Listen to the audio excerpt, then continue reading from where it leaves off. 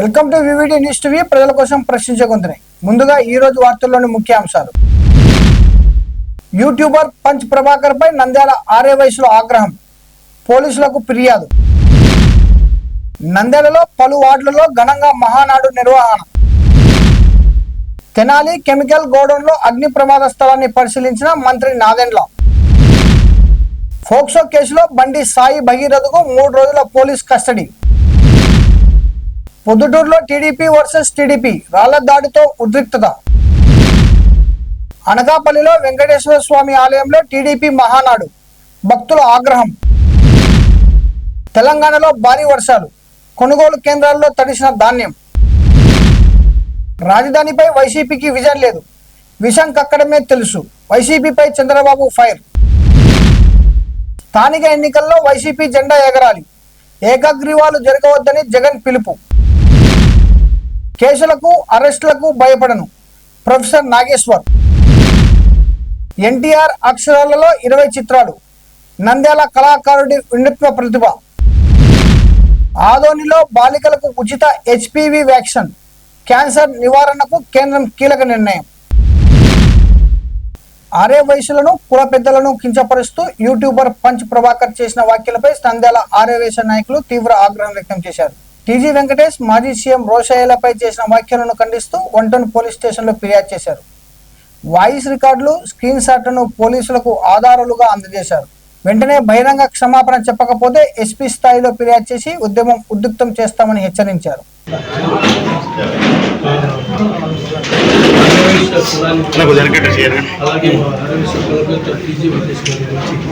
ప్రభాకర్ అనే వ్యక్తి సోషల్ మీడియాలో చాలా తప్పుడుగా చాలా దారుణంగా విమర్శిస్తూ చేశాడు సార్. అదే కాకుండా కులాన్ని చాలా అవమానపరుస్తూ మాట్లాడాడు.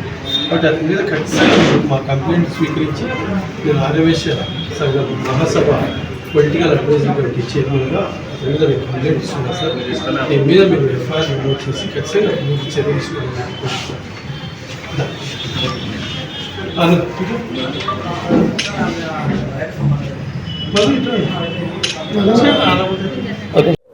ఆర్యవైశ్య మహాసభ పొలిటికల్ అడ్వైజరీ కమిటీ చైర్మన్ గా నేను ఈరోజు ఈ కంప్లైంట్ ఇవ్వడం జరుగుతూ ఉంది. ఈ కంప్లైంట్ 1 టౌన్ సిఐ గారికి అందజేయడం జరుగుతుంది.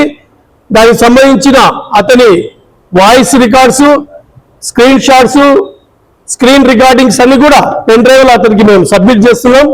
కాబట్టి ఇది కూడా దీని మీద ఉన్నతాధికారులు ఖచ్చితంగా చర్య తీసుకోవాలని చెప్పి నేను ఈ సందర్భంగా కోరుతున్నాను. జై వాసవి. అందరికీ నమస్కారం. ప్రింట్ అండ్ ఎలక్ట్రానిక్ మీడియా వారందరికీ నమస్కారాలు తెలుపుతూ, మన ఆర్యవైశ్యుల గురించి చాలా కించపరుస్తూ మాట్లాడిన పంచ్ ప్రభాకర్ గారు వారు ఆర్యవైశ్యుల గురించి, మన కుల పెద్దల గురించి చాలా దూషిస్తూ కించపరుస్తూ మాట్లాడినారు. వారు మాట్లాడిన దాన్ని ఖండిస్తూ మేము ఈరోజు వారి మీద ఎఫ్ఐఆర్ ఫ్రేమ్ చేయడానికి మేము 1 టౌన్ పోలీస్ స్టేషన్కి వెళ్తున్నాము. వారు ఇంకొకసారి కూడా ఇలాగా మాట్లాడకుండా ఉండాలని కోరుతున్నాము. అందరికీ నమస్కారం. ఈరోజు ఇక్కడికి విచ్చేసిన ఆర్యవైశ్య కుల పెద్దలందరికీ, ప్రింట్ అండ్ ఎలక్ట్రానిక్ మీడియా వారికి అందరికీ ప్రత్యేక నమస్కారం. కంచు ప్రభాకర్ అనే వ్యక్తి ఆర్యవైశ్యుల మీద చాలా ఇదిగా మాట్లాడారు. అది వారికి పద్ధతి కాదు. ఆర్యవైశ్యులు అంటేనే ఒక కులంలో పెద్ద ఉన్నవాళ్ళు, అలాంటి వారి మీద అలా మాట్లాడడం చాలా తప్పు. అదిగాక మా కుల పెద్దలైనటువంటి వారి మీద మాట్లాడడం చాలా పెద్ద తప్పు చేశావు. మీ కంచు ప్రభాకర్ గారు వారి పేరు పంచు ప్రభాకర్ అని పెట్టారు. వారి ఇంటి పేరు అసలు పంచు కాదు. చిన్నప్రావులు ప్రభాకర్ అయితే ఇటువంటి ప్రవర్తనలు చేస్తున్నాడని అందరూ అతన్ని పంచు ప్రభాకర్ అని పెట్టారు. మీరు ఇలా చేయడం చాలా తప్పు. మీరు ఇందాక చెప్పినట్లు రాజకీయ నాయకులు ప్రతి ఒక్కరూ వారి మీద చర్య తీసుకోవాలని కోరుకుంటున్నాను. జై వాస్. రైతునగర్ 22వ వార్డులో వాకా శివశంకర్ యాదవ్ ఆధ్వర్యంలో 6 వార్డుల ఇన్ఛార్జీల సమన్వయంతో మహానాడు ఘనంగా నిర్వహించారు. అలాగే చావోలు గ్రామంలో కూడా మహానాడు వేడుకలు ఉత్సవంగా జరిగాయి. నా తెలుగుదేశం నా బాధ్యత నిదానాలతో జరిగిన ఈ కార్యక్రమానికి మంత్రి ఎన్ఎండి ఫరూక్ హాజరై కార్యకర్తల్లో జోష్ నింపారు. టీడీపీ నాయకులు, మహిళలు, యువత భారీగా పాల్గొన్నారు.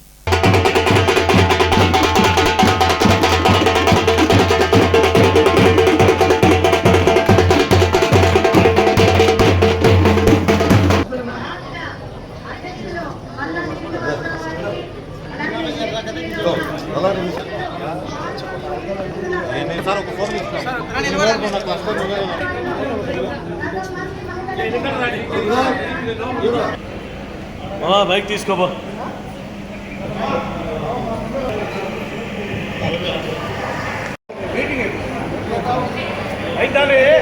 ఏర్పాటు చేశారు. స్థానికంగా ఉండే ప్రాంతం స్థానికంగా ఇన్ఫర్మేషన్ రావాలని లోకేష్ బాబు గారు ఈ వర్షాలు ఏర్పాటు చేశారు మహానాడు. ఎందుకంటే ఒక మహానాడు పెద్దగా ఏర్పాటు చేసుకుంటే మాకు ఇన్ఫర్మేషన్ రాదు. ఈ మనం కార్యకర్తల సమావేశం ఏర్పాటు చేసిన స్థాయికి తీసుకొస్తే మనం అన్ని విషయాలు తెలుస్తాయని చెప్పి జరిగింది. కాబట్టి 22 వస్తే మీ అందరూ దర్శన భాగ్యం కలిగింది. నువ్వు చూసే భాగ్యం లేకుండా మనకు దగ్గర దగ్గర కాబట్టి ఈ అవకాశం లోకేష్ బాబు గారు కలిగించారు. మిమ్మల్ని చూసే భాగ్యం కలిగింది కాబట్టి చాలా సంతోషం. ఈ కార్యక్రమం జయప్రదంగా చేసినందుకు మరి పేరు చెప్తే అందరు బాగుంటుంది. అందరికీ కేసీఆర్ కింద ఉన్న వారికి అందరికీ నేను పేరు పేరు ధన్యవాదాలు తెలుసు. గుంటూరు జిల్లా తెనాలి ఆటోనగర్ లో జరిగిన కెమికల్ గోడౌన్ అగ్ని ప్రమాద స్థలాన్ని రాష్ట్ర పౌర సరఫరాల శాఖ మంత్రి నాదెండ్ల మనోహర్ పరిశీలించారు. బాధితులతో మాట్లాడి ఘటనపై వివరాలు తెలుసుకున్నారు. భద్రతా చర్యలపై అధికారులకు పలు సూచనలు చేశారు.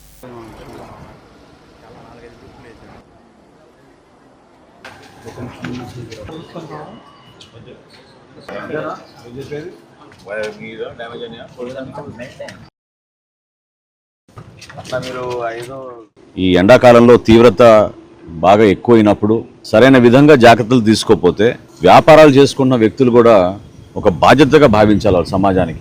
ఫ్లేమబుల్ మెటీరియల్స్ అంటే ఏవైతే చాలా తక్కువ సమయంలో అంటుకుని భారీగా మంటలు ఎగబడే విషయం ఉందో అవి కొంచెం జాగ్రత్తగా వాళ్ళు ముందు నుంచే ప్రణాళికబద్ధంగా ఉండాలి తప్ప నిర్లక్ష్యంగా వ్యవహరిస్తే మాత్రం ఖచ్చితంగా వాళ్ళపైన చర్యలు తీసుకోవాల్సిందే.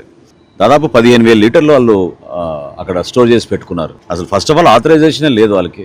ఎక్కడైతే ఇటువంటివి ఉన్నాయో స్టాక్ చేసినవి వాళ్ళందరికీ నోటీసులు ఇష్యూ చేసి మరొకసారి ఇటువంటి సంఘటన జరగకుండా తీసుకోవాల్సిన చర్యలు.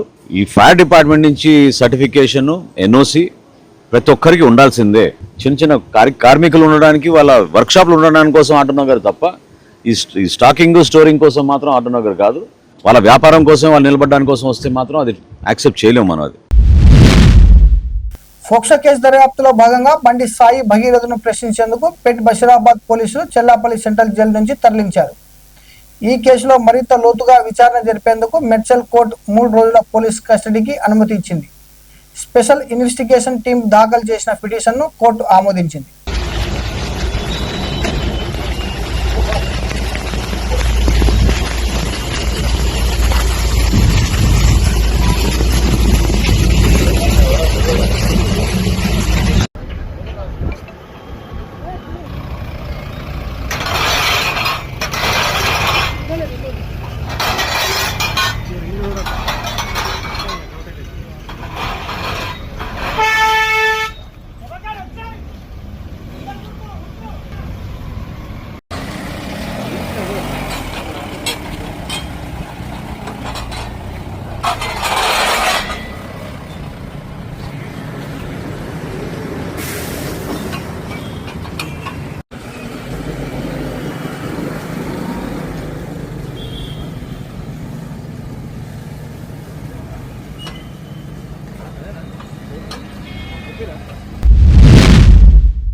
పొద్దుటూరులో ఎమ్మెల్యే వరదరాజుల రెడ్డి, టీడీపీ నేత ప్రవీణ్ కుమార్ రెడ్డి వర్గాల మధ్య ఉద్రిక్తత నెలకొంది. ఎస్ఎస్ షాపింగ్ మాల్ కు ఫైర్ సేఫ్టీ లేదంటూ ప్రవీణ్ కుమార్ రెడ్డి కలెక్టర్ కు ఫిర్యాదు చేయగా అధికారులు తనిఖీలకు వచ్చారు. ఈ సందర్భంగా ఇరు వర్గాలు భారీగా మోహరించగా పోలీసుల సమక్షంలోనే రాళ్ల దాడి చేసుకున్నారు. ప్రాంతంలో ఉద్రిక్తత పరిస్థితులు నెలకొనడంతో భారీగా పోలీసులు బందోబస్తు ఏర్పాటు చేశారు.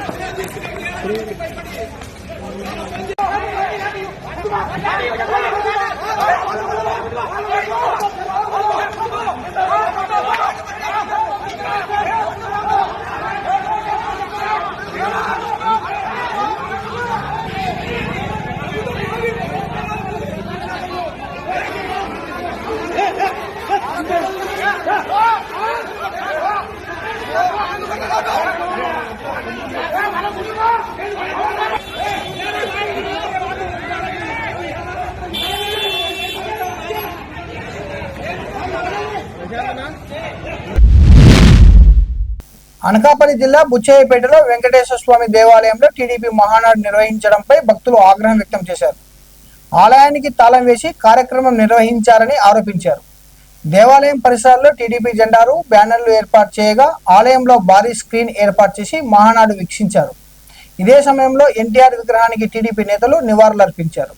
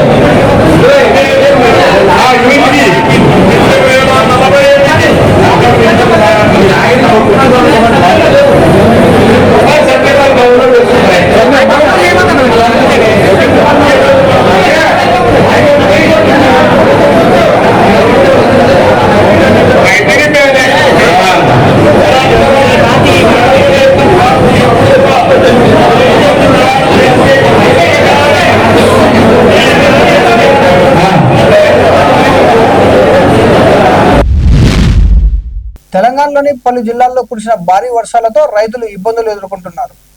ధాన్యం కొనుగోలు కేంద్రాల వద్ద నిల్వ ఉంచిన ధాన్యం వర్షానికి తడిసిపోయింది. దీంతో రైతులు ఆందోళన వ్యక్తం చేస్తున్నారు.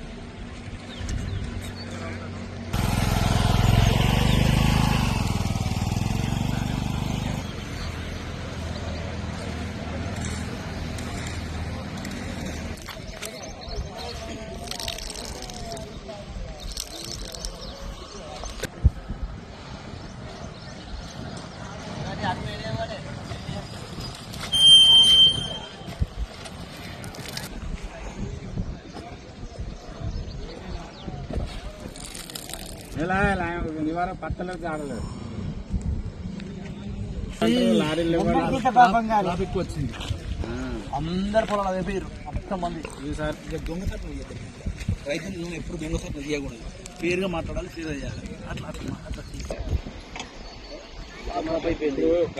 నెల అయింది వర్షాలు మధ్య మధ్యలో వచ్చినాయి, పలిగిపోయినాయి.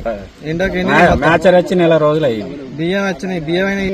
ఎట్లా అన్నట్టు నెల రోజు పట్టింపలేదు. మ్యాచ్ వచ్చి నెల అయింది, కోసి వారం రోజులు, నెల 15 రోజులు అయ్యింది. మళ్ళీ వెనకేసి బత్తాలు కట్ చెప్తారు. టీడీపీ అధినేత సీఎం చంద్రబాబు వైసీపీపై తీవ్ర విమర్శలు చేశారు. రాజధాని విషయంలో వైసీపీకి స్పష్టమైన విజన్ లేదని అన్నారు. ప్రజల్లో విషం కక్కే రాజకీయాలే ఆ పార్టీకి తెలుసునని మండిపడ్డారు. వైసీపీ నేతలకు లక్ష్యం లేదని, అది అడ్డుగోలు బ్యాచ్ గా మారిందని వ్యాఖ్యానించారు. పరిశ్రమలు, పెట్టుబడులతో పాటు రాష్ట్రానికి ఆర్థిక వనరుగా ఉండే అద్భుతమైన రాజధాని అమరావతిని నిర్మిస్తున్నాం. వైసీపీకి రాజధాని పైన ఒక విధానం లేదు, విజన్ లేదు. విషయం కక్కడమే తెలుసు. ప్రతిపక్షంలో అమరావతికి మద్దతు అన్నారు, అధికారంలో 3 రాజధానులు అన్నారు.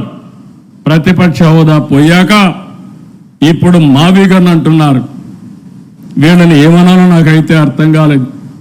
కేంద్ర ప్రభుత్వం పార్లమెంట్లో పెట్టి చట్టం చేసిన తర్వాత కూడా మావిగన్ మాట్లాడతారు. వాళ్ళకు ఒక గోల్ లేదు, అదొక అడ్డగోల్ బ్యాచ్. ఏం మాట్లాడతారో కూడా తెలియదు, అదే వాళ్ళు చేసే పని.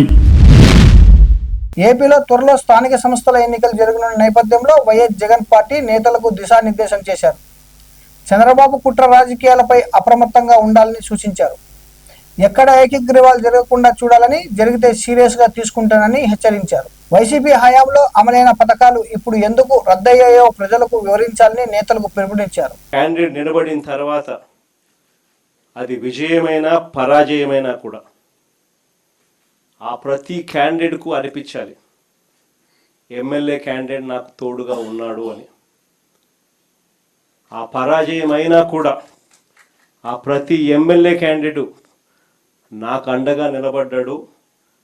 చంద్రబాబు నాయుడు అధికార దుర్వినియోగం ఎంత చేసినా కూడా, నన్ను ఓడించడానికి ఎంత చేసినా కూడా నా ఎమ్మెల్యే క్యాండిడేట్ నన్ను విడవలేదు, నాకు అండగా తోడుగా నిలబడ్డాడు అన్నది ప్రతి కార్యకర్తకు అనిపించాలి. ఆ విధంగా మీరు కార్యకర్తల మనసులు గెలుచుకునే కార్యక్రమం ఈ ఎన్నికల ద్వారా జరగాలి.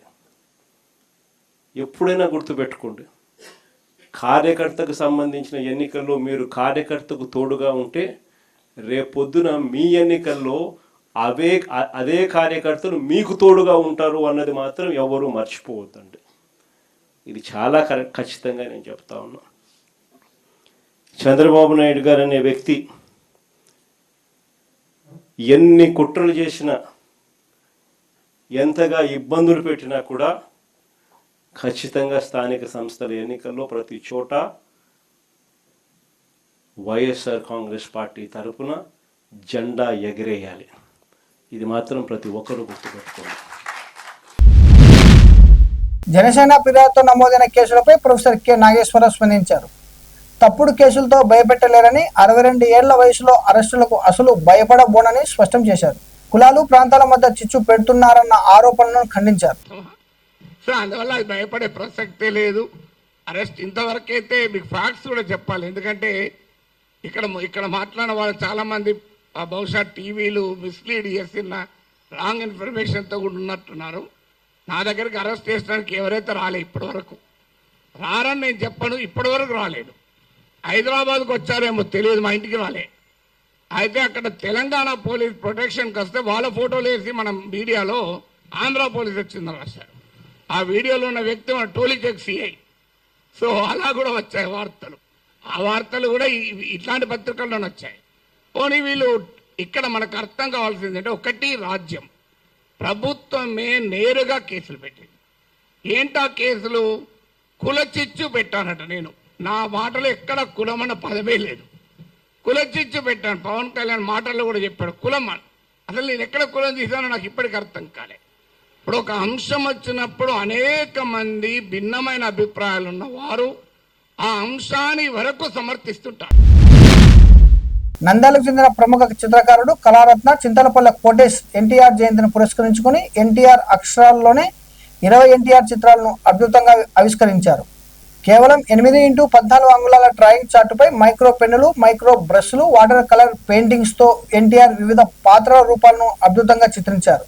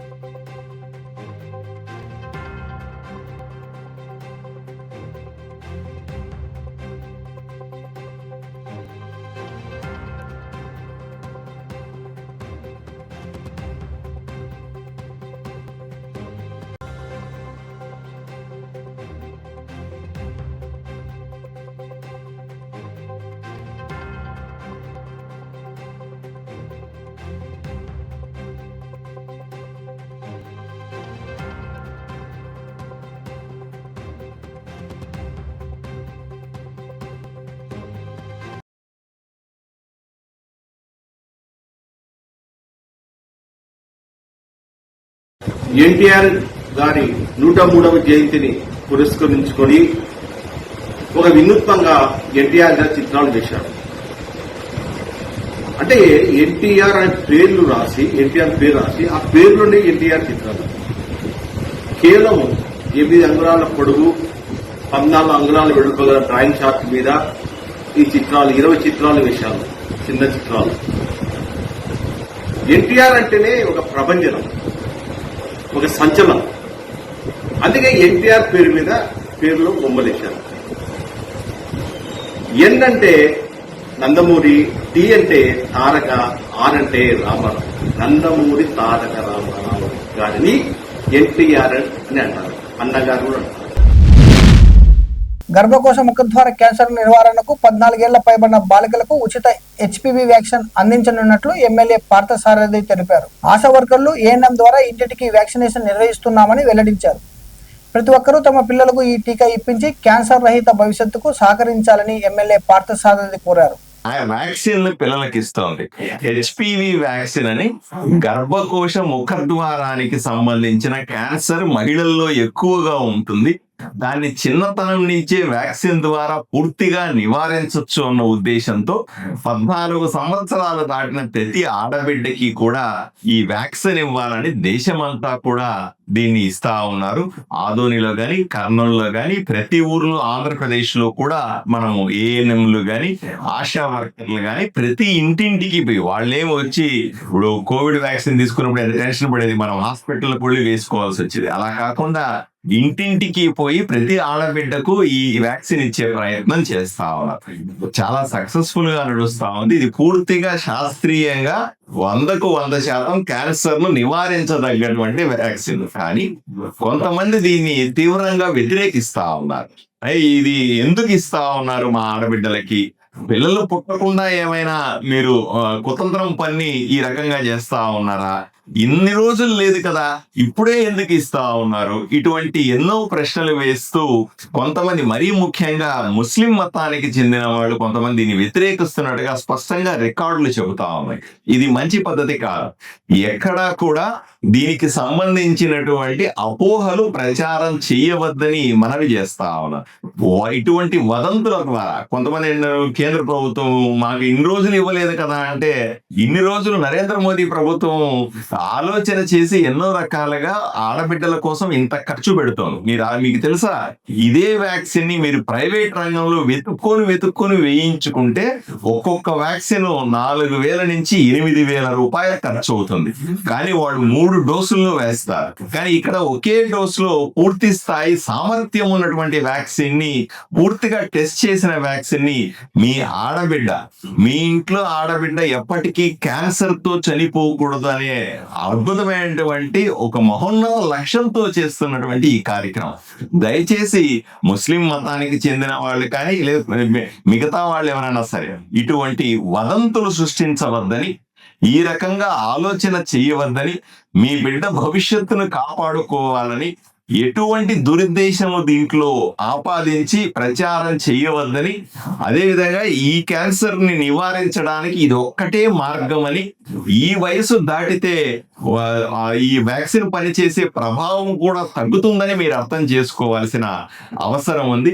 దయచేసి మీ దగ్గరకు వస్తున్నటువంటి ఆశా వర్కర్లందరినీ కూడా సహకరించండి. దీంట్లో ఎటువంటి కుట్రలు కుతంత్రాలు ఏమీ లేవు. 100కు 100% మీ కుటుంబము, మీ ఆడబిడ్డ ఆరోగ్యాన్ని దృష్టిలో పెట్టుకుని చేస్తుంది. పూర్తిగా శాస్త్రీయమైనది. కాబట్టి ఎటువంటి వదంతులు సృష్టించవద్దని అందరికీ, అన్ని మతాల వారికి చాలా స్పష్టంగా చెప్తున్నాను. ముస్లింలకు ప్రత్యేకంగా చేతులు జోడించి నేను విన్నవించుకుంటా ఉన్నాను. మరిన్ని అప్డేట్ కోసం చూస్తూనే ఉండండి వివిడి న్యూస్ టీవీ, ప్రజల కోసం ప్రశ్నించే గొంతుని.